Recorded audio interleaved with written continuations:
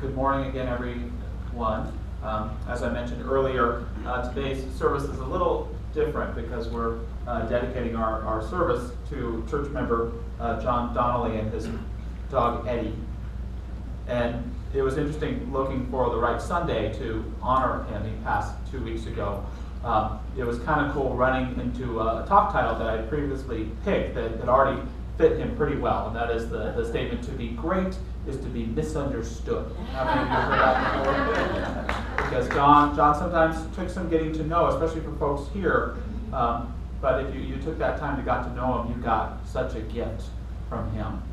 Our book of the month, too, this month has been Jonathan Livingston Seagull. So I said, I'm going to have to throw out the book for the day, but then I realized that John Seagull and John the human have quite a bit in common, so it worked pretty well, too.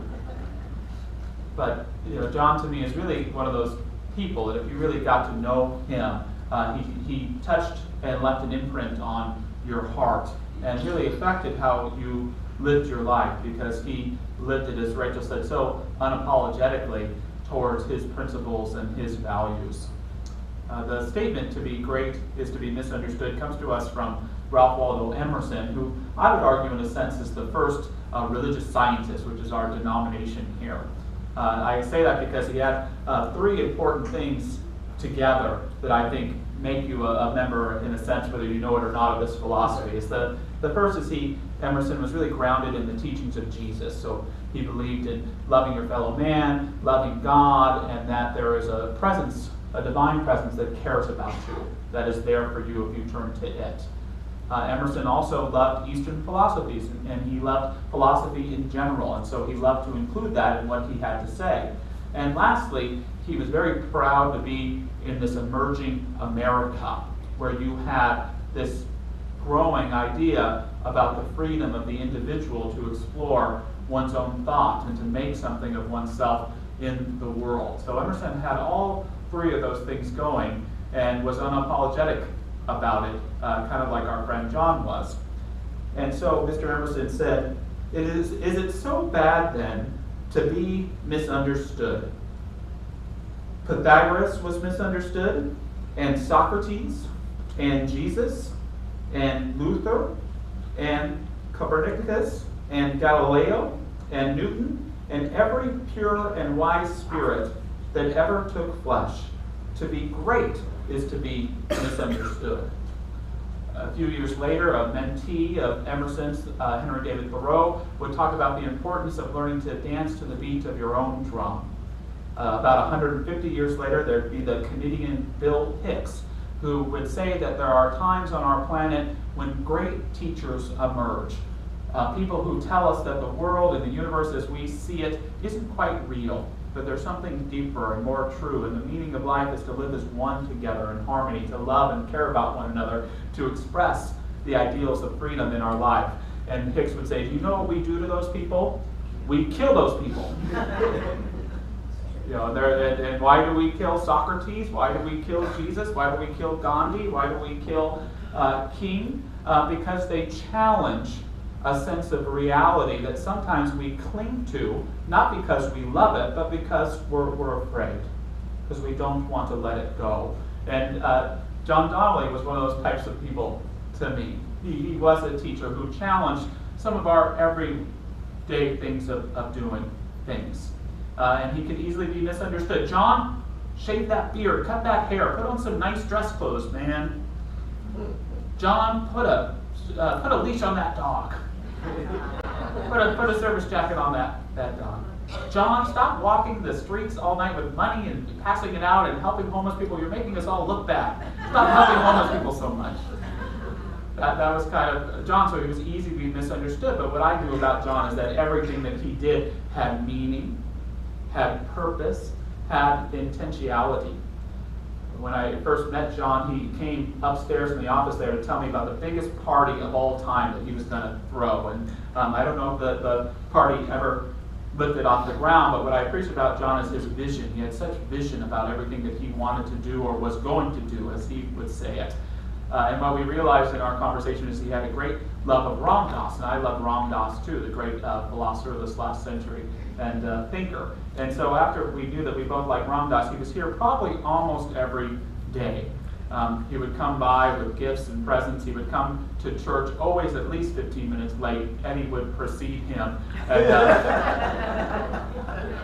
and come and hang out. And where I really got to know John was in our classes. And John had some challenges to where he couldn't really spend a whole lot of time reading or writing, but he would come in a very courageous way to sit in a circle of people and listen and share. And when he did share, it wasn't often, but everybody listened so closely, and just to be with us.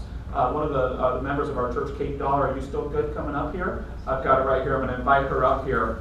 When we're in our classes, we always do what we call final projects, and they're expressions about what we got out of the class. And Kate wrote an awesome one about Eddie, and therefore it's about John too, called Zen Dog, and I'm going to invite her to share a little bit. And I love our picture of my Zen dog. He is an old dog. His fur is a yellow, dusty gray. His paws, in contrast, are dark, as is the circle of charcoal fur around his mouth. His tongue, which is a tender pink, often hangs out as if he is about to say something profound. He wheezes a bit when he walks. Actually, he doesn't walk, he waddles. Sways back and forth on spindly, thin legs. He can only be described as having a rotund pot belly.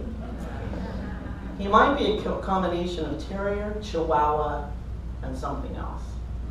He is small, and often you miss seeing him until you're right on top of him.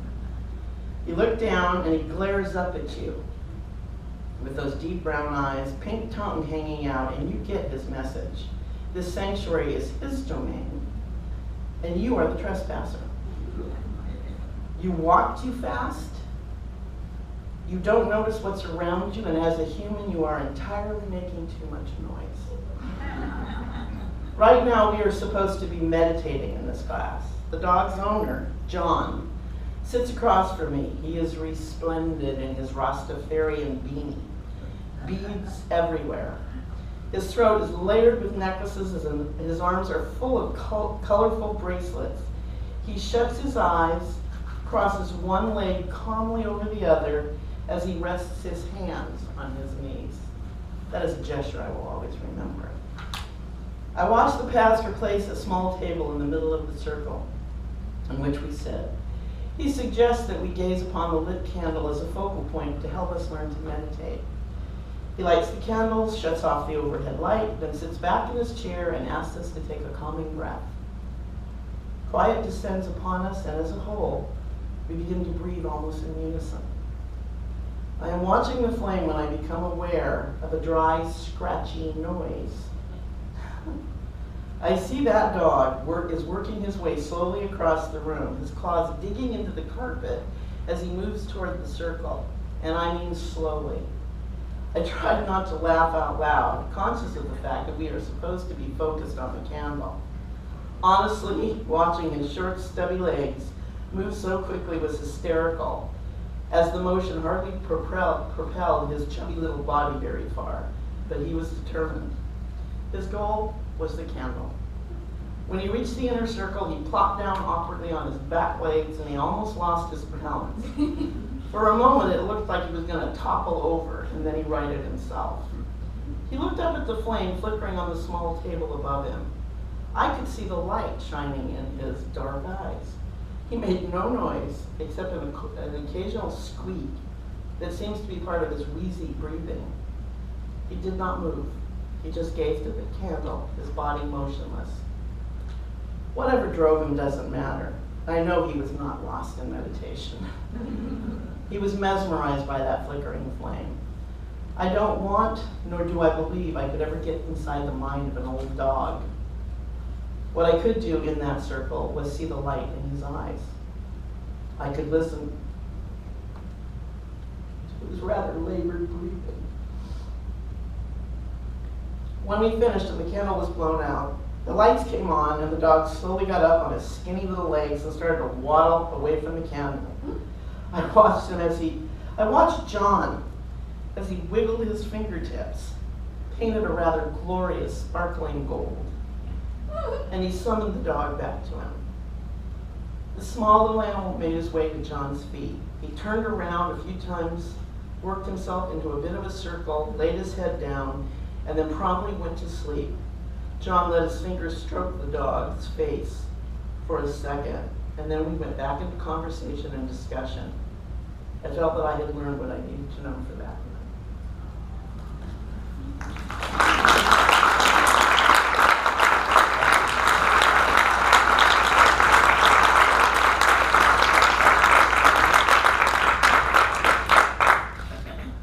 Thank you, Kate.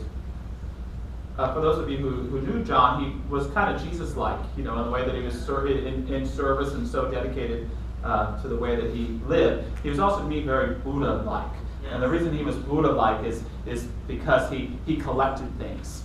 Some people, they use that bad name, hoarding. I call it collecting. And he reminded me of the fat Buddha, Bodhi. There's Siddhartha, who's the prince and becomes awakened and all that, but Bodhi is the one you see at the Chinese restaurants, and you rub his belly, and he's a fat guy. And generally, he has a sack behind him. And the reason Bodhi has a sack behind him is because he likes to go around and collect treasures. But they're treasures that most people would consider trash. He goes and takes what we adults throw away and used to value but don't value so much anymore, and he gives it to the children who will treasure it and cherish it. And almost every day, John had a gift for me. And almost every day, I didn't really want that gift. However, I knew he was seeing and honoring the divine in me. And by receiving it, I got to honor the divine in him. And now, every time I look at that treasure, I get to remember him. I'm very grateful for that. There's something about valuing everything we have and at the same time being willing to give it all away. Our book of the month is Jonathan Livingston's Seagull. We've been donated a bunch of these books, so if you want one, please take one on your way out, and thank you to the Carter family for that. And the heart of the book involves Jonathan Seagull, and his dream is to fly. Not just to fly in order to eat food like all the other seagulls, but he wants to fly faster than any other seagull has. He wants to achieve perfection in who he can be, and he does. He achieves great flight. He achieves terminal velocity. And after he does this, he's called to a council of elders. They call it being called to center. Stand to center meant only great shame or great honor. Stand to center for honor was the way Gull's foremost leaders were marked. Of course, he thought, the breakfast flock this morning, they saw the breakthrough. But I want no honors. I have no wish to be a leader. I want only to share what I've found, to show the horizons out ahead for us all. He stepped forward. Jonathan Livingston Seagull, said the elder, stand to center for shame in the sight of your fellow Gulls. To be centered for shame meant that he would be cast out of Gull society, banished to a solitary life on the far cliffs. Isn't that an amazingly challenging thing to know that sometimes in life to achieve our goals and our dreams is to be rebuked? To be fully who we are brings the risk of judgment. To be and step into the glory of our uniqueness is sometimes to upset the status quo. John was someone who fulfilled this in spades, and I know so are most of the people in this room. It's challenging sometimes to know that to bring forth the truest part of ourselves, which is to probably help the world to the greatest degree around us, is also to risk judgment. Sometimes even the sense of being kind. Have you ever held back an I love you because you were worried it might be rejected? Have you ever withheld a kindness because it might bring about a misunderstanding or a dirty look?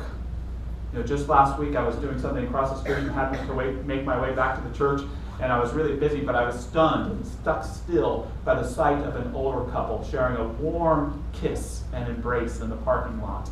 They opened their eyes and looked at me and saw them looking at them. I said, that's the most beautiful thing I've seen all day.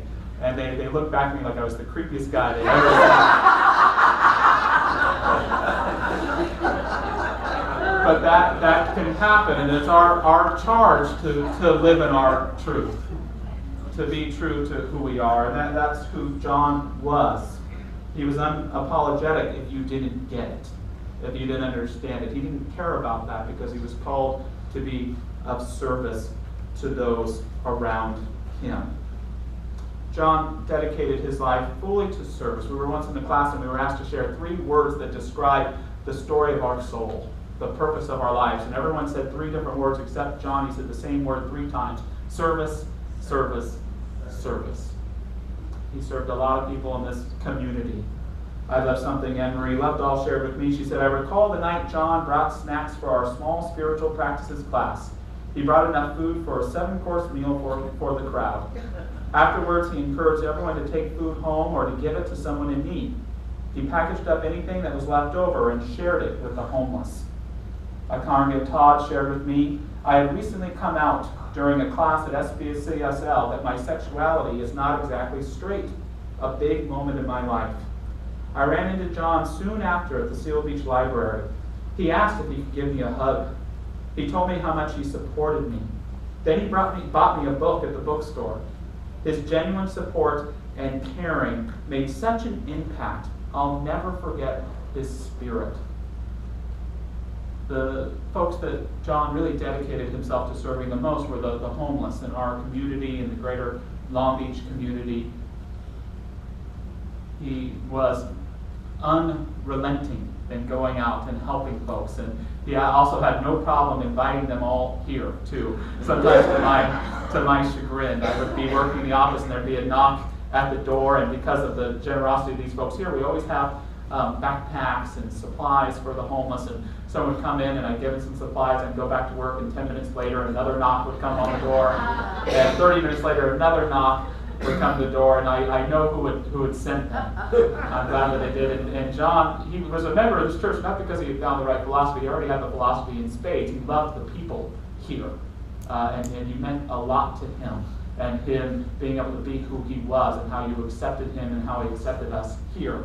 But he thought membership meant that he owned the church, which I guess in a sense it does. And so he'd invite folks here, and at one time he brought in a homeless man who was in really bad straits. He clearly hadn't bathed or anything for several months. There was alcohol on his breath.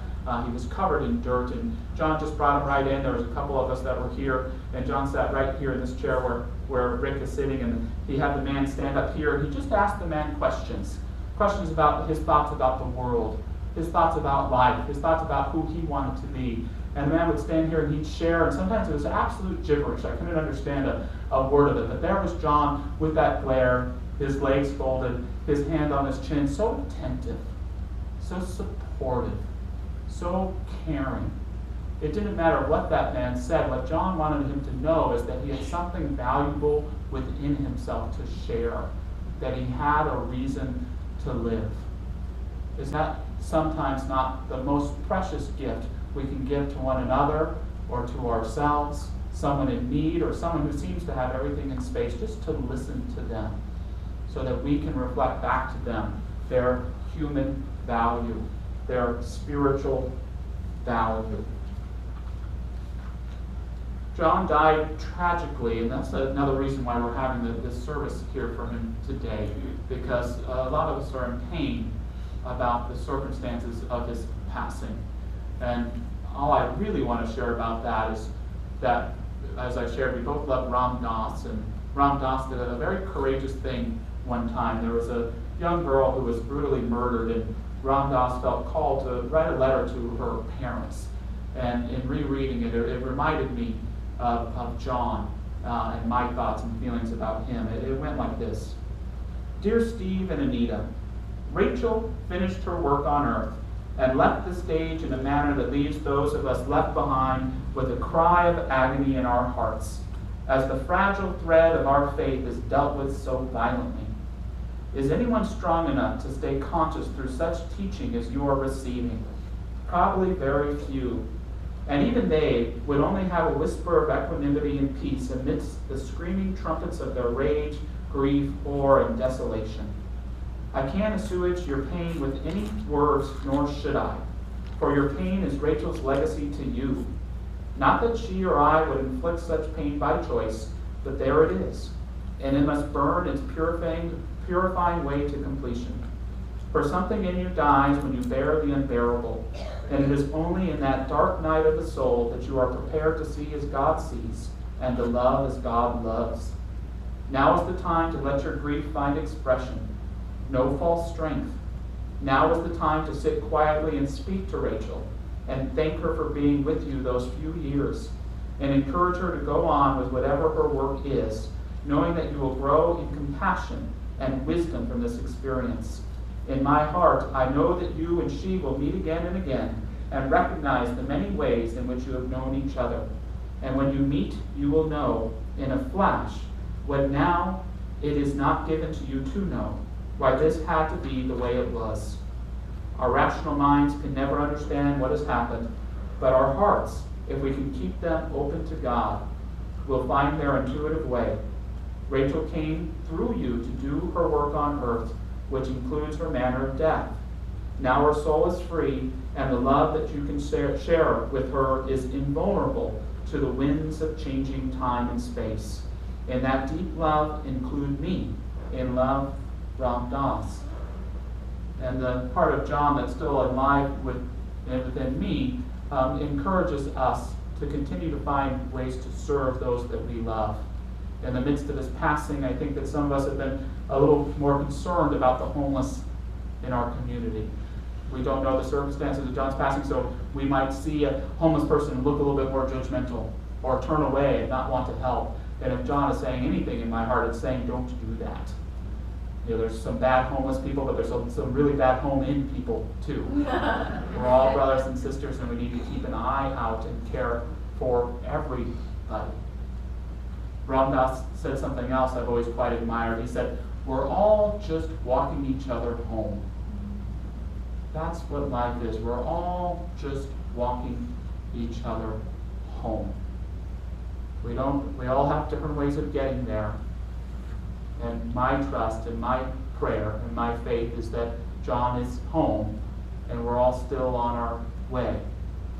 But I think it's just as important to remember that it's the journey that defines us. It's not how we get there. It's how we treat each other. It's how we acknowledge each other. It's how we see others and how we, in that vulnerable and intimate way, allow ourselves to be viewed as well. I was so honored that this church was there for John in a way that he needed it to be, and that John was here for us to help teach us and present to us so many of his deep and profound truths. In Jonathan Livingston Seagull, Jonathan is left to live in exile. He's not quite sure how to get home. And we have the following words. One day, two mysterious seagulls appear to Jonathan. We've come to take you higher, to take you home. Home, I have none. Flock, I have none. I am outcast. And we fly now at the peak of the great mountain wind. Beyond a few 100 feet, I can lift this old body no higher. But you can, John, for you have learned. One school is finished, and the time has come for another to begin. As it has shined across him all his life, so understanding lighted that moment for John. They were right. He could fly higher, and it was time to go home. He gave one last long look across the sky, across that magnificent silver land where he had learned so much. I'm ready, he said at last. And Jonathan Livingston Seagull rose with the two star-bright goals to disappear into a perfect dark sky. We're going to complete this morning with a song of prayer, and a song that I know meant a lot to John, and I appreciate Daniel singing it. I know there's some lyrics in your program too if you want to sing along, and that song is This Land Is Your Land.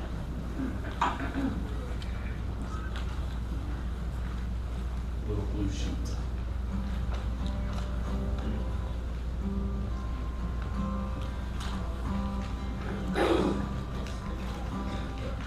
As I was walking that ribbon of highway, I saw above me that endless skyway.